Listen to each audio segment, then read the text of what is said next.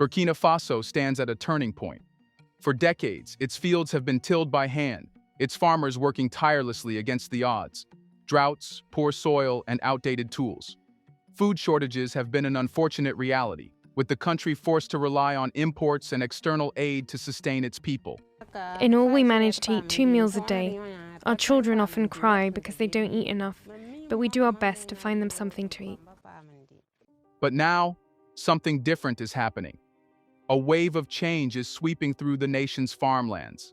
The streets of Burkina Faso are filled with celebration, not because of another foreign donation, but because of something far more powerful: a declaration of self-reliance. Over 1,000 brand new tractors have arrived, machines built for the land, machines that promise a new era for Burkina Faso's agricultural sector. Behind this initiative is one man, Captain Ibrahim Traoré, the nation's transitional leader, whose vision is clear. Burkina Faso must feed itself. This is more than just an import of equipment. It's a statement, a power shift, a move that challenges decades of dependency. But what does it mean for the people? And can this be the first step towards true food sovereignty? Let's find out.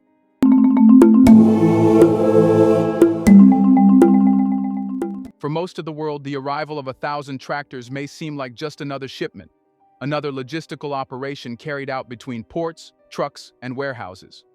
However, in Burkina Faso, this was no ordinary import. This was history in the making. The journey of these tractors began far from the sun-baked fields of Burkina Faso. Their first stop? The bustling ports of Ghana are a critical gateway for landlocked nations like Burkina Faso.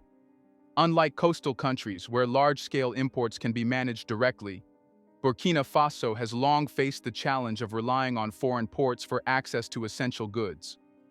This dependency has often come with delays, bureaucracy, and at times, outright economic sabotage from larger global players who benefit from Africa's logistical struggles.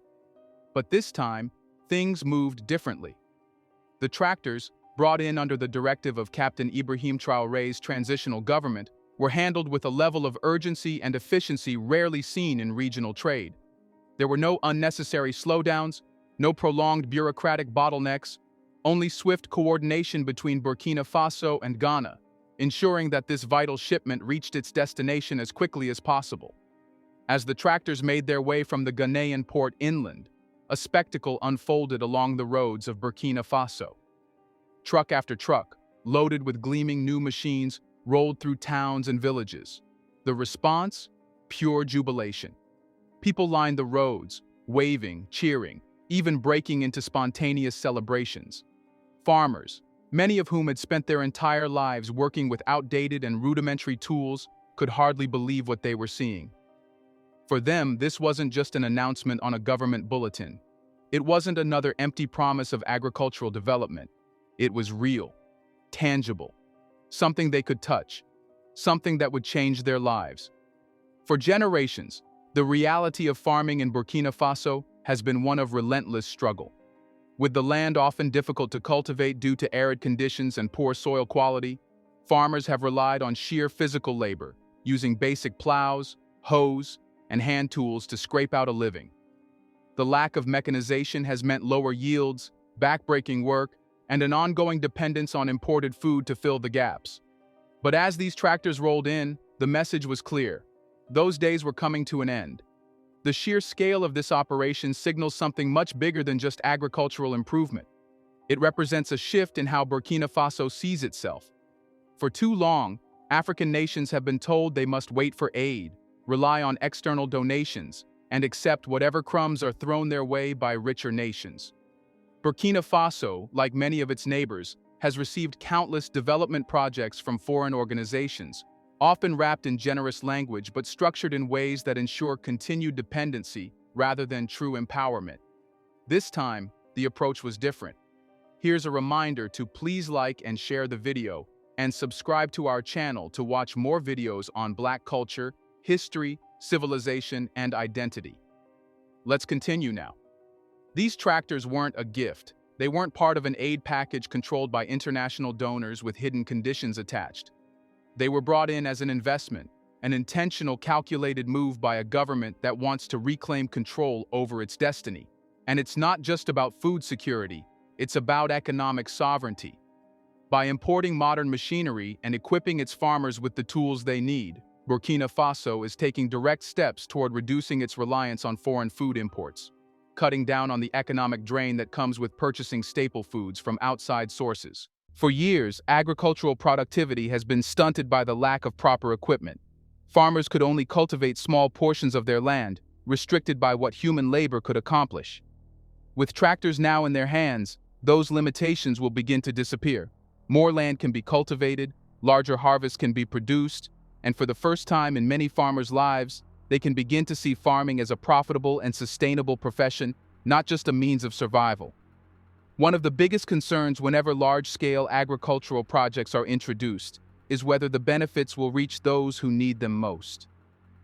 Too often, development initiatives, especially those involving expensive machinery, end up benefiting only a small elite, with tractors and farming equipment being allocated to well-connected individuals rather than the everyday farmer struggling to feed his family. But the transitional government of Captain Ibrahim Traoré seems determined to break that cycle.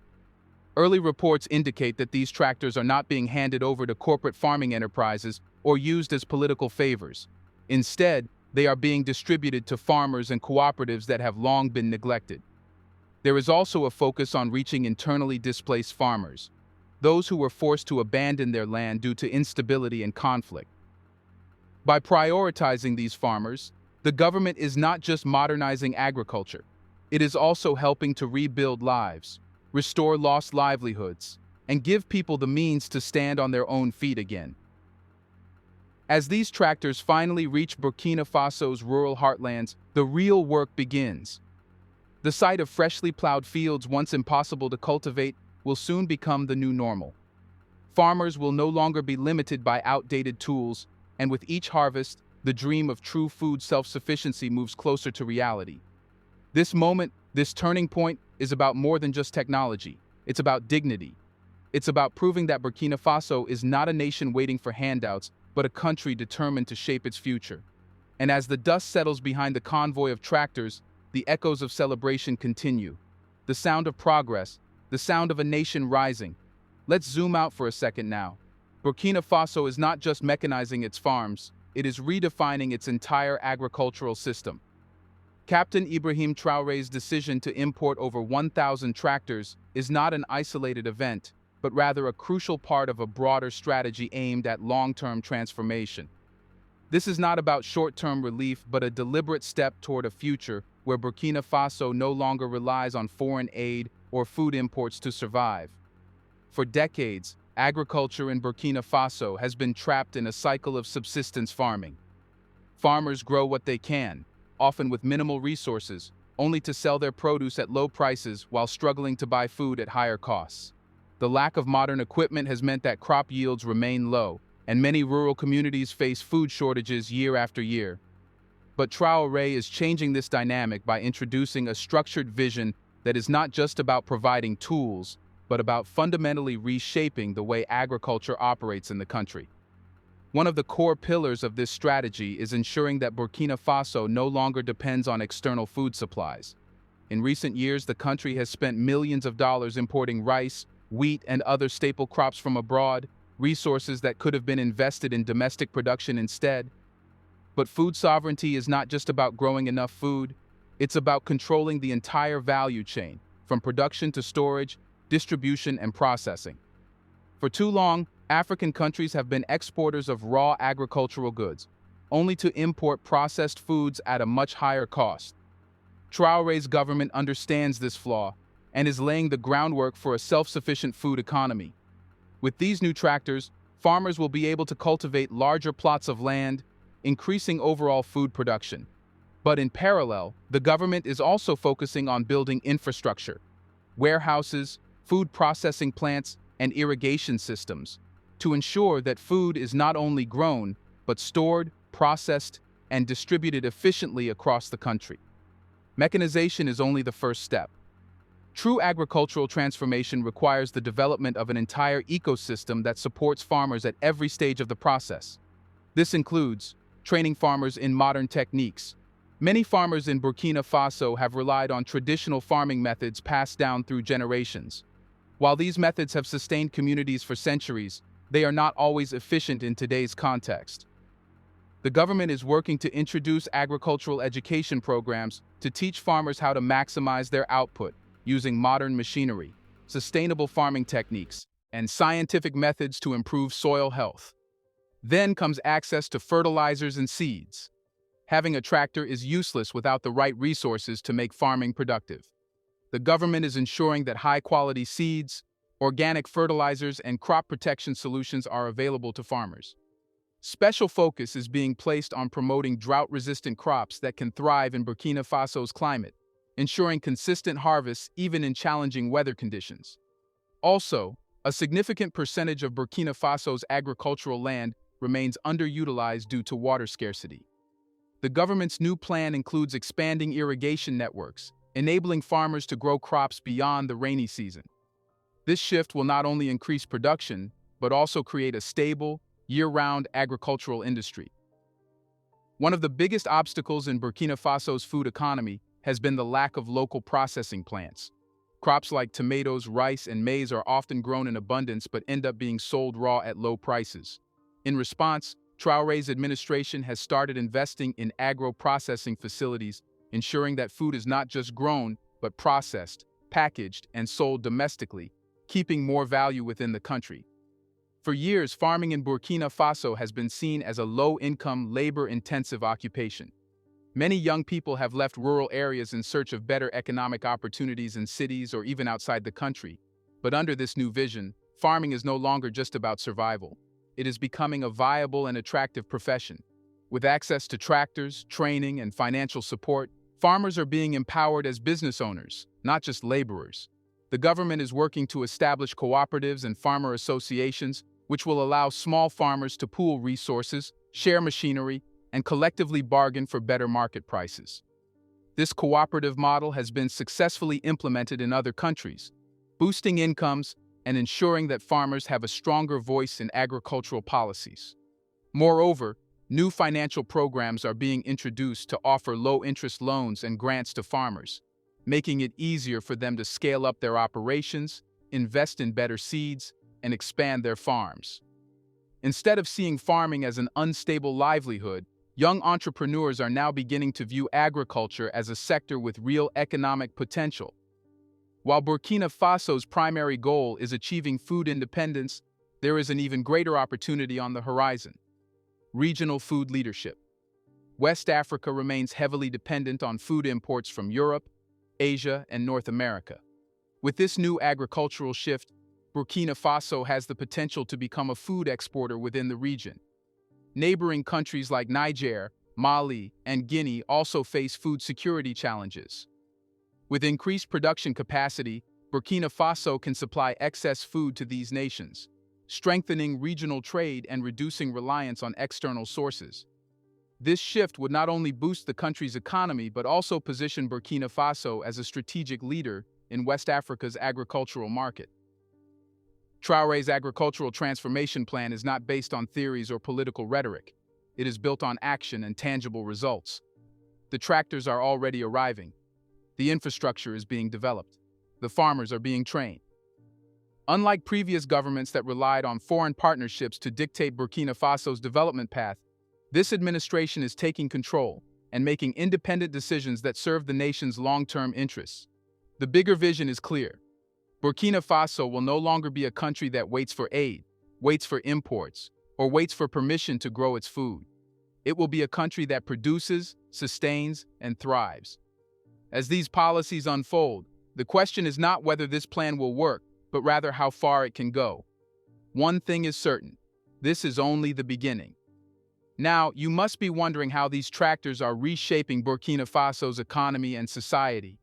When over 1,000 tractors rolled into Burkina Faso, they weren't just machines. They were the seeds of an economic transformation. Agriculture has always been the backbone of the country's economy, but for too long, it has been trapped in a cycle of inefficiency, low productivity, and vulnerability to external market forces.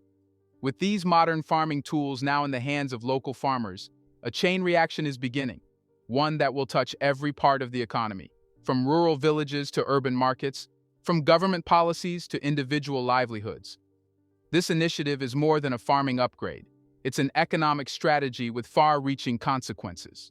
The introduction of large-scale mechanization in Burkina Faso's agriculture will lead to higher food production, lower costs, job creation, and a shift in economic power. But what does this mean in practical terms? How will the presence of these tractors shape Burkina Faso's financial future and social landscape? One of the most immediate economic benefits of this mechanization drive is the reduction of food import costs. For decades, Burkina Faso has spent hundreds of millions of dollars annually importing staple foods such as rice, maize, and wheat. While necessary to feed the population, these imports drain national wealth, keeping the country economically dependent on global food markets. Worse still, fluctuations in international food prices, often manipulated by large agricultural exporters, have made it increasingly difficult for ordinary Burkinabés to afford necessities. Now, with modern farming equipment in play, domestic production will rise dramatically. More food will be grown locally, reducing the country's reliance on external sources. As food production increases, prices will stabilize or even decrease, making staples more affordable for the average citizen. Additionally, less money spent on imports means more capital remains within the country, allowing the government to redirect resources toward infrastructure, education, and healthcare. This shift toward food self-sufficiency doesn't just strengthen Burkina Faso's economy, it also protects it from global economic shocks. In times of crisis, when international food prices skyrocket due to inflation, conflict, or supply chain disruptions, Burkina Faso will no longer be at the mercy of foreign suppliers. It will have the capacity to feed its people, ensuring greater financial security for both individuals and the state. With mechanization comes increased efficiency, allowing farmers to cultivate larger areas of land and produce higher yields. But what does this mean for the economic status of individual farmers? The answer lies in a fundamental shift in income distribution. Historically, farmers in Burkina Faso have operated at subsistence levels, earning just enough to survive but never enough to accumulate wealth. This lack of profitability has led to rural poverty, youth migration to cities, and economic stagnation in farming communities. However, with tractors increasing productivity, farming is now becoming a profitable business rather than just a means of survival. Larger harvests translate to more crops being sold at markets, generating higher revenues for farmers. More importantly, this additional income can now be reinvested in better seeds, irrigation, and equipment, creating a cycle of continuous improvement. The effects of this are enormous. A rural middle class will begin to emerge, as farming families generate more income and gain access to financial services such as bank loans and insurance. Consumer spending in rural areas will rise, driving growth in local businesses, markets, and services. The trend of urban migration will slow down as young people see farming as a viable, stable, and lucrative career path rather than a last resort. In essence, mechanization is not just about feeding the country, it is creating a new economic class that will play a crucial role in the nation's development. The economic impact of these tractors isn't confined to just farming. Mechanization has a ripple effect across various industries, creating job opportunities far beyond the fields. With thousands of tractors now in operation, Burkina Faso will require a skilled workforce of mechanics and technicians to repair and maintain them. This will lead to the creation of vocational training programs specializing in agricultural machinery, giving young people new employment paths. As agricultural output grows, more food needs to be transported from rural areas to urban centers, creating new jobs in trucking, storage, and distribution. The need for efficient supply chains will drive investment in roads and infrastructure, further boosting the economy. With more crops being harvested, the demand for food processing will increase, leading to the establishment of mills, canning factories, and packaging plants. Instead of exporting raw agricultural products and importing processed goods, Burkina Faso will now process its food domestically, creating added value and new jobs. As farming becomes more profitable, there will be a surge in demand for microfinance, agricultural loans, and insurance tailored to farmers. banks and financial institutions will begin to see agriculture as a viable sector worth investing in, further strengthening the economy. One of the most overlooked but significant impacts of agricultural mechanization is the role it plays in empowering women in farming communities. Traditionally, women in Burkina Faso have been heavily involved in agriculture, but without access to modern equipment, their work has been limited to labor-intensive tasks such as planting, harvesting, and carrying heavy loads. With the introduction of tractors, the burden of physical labor will decrease, allowing women to take on more strategic roles in farm management, agribusiness, and entrepreneurship. Additionally, with farming becoming more profitable, women will have greater access to financial resources, giving them more economic independence. This shift is not just about economic growth, it's about social transformation. When women have more control over financial decisions, they invest in education, healthcare, and community development, leading to overall societal progress. So, the arrival of these tractors is not just about growing more food, it's about rewriting Burkina Faso's economic destiny. For too long, the country's wealth has been siphoned away through imports, low agricultural productivity, and structural economic dependency. But now, things are changing. Farmers are earning more, local industries are growing, jobs are being created. And for the first time in decades, Burkina Faso is on the path to economic self-sufficiency. The question now is, how far will this transformation go? Let us know in the comment section. Will Burkina Faso become an agricultural powerhouse, setting an example for the rest of Africa? Do you want to watch more videos like this one? If so, subscribe to our channel and press the bell icon next to it. We have decided to bring videos on something nobody talks about: the Black culture, civilization, history, and evidence about how glorious Blacks have been. Thanks for watching, and until the next video, stay tuned.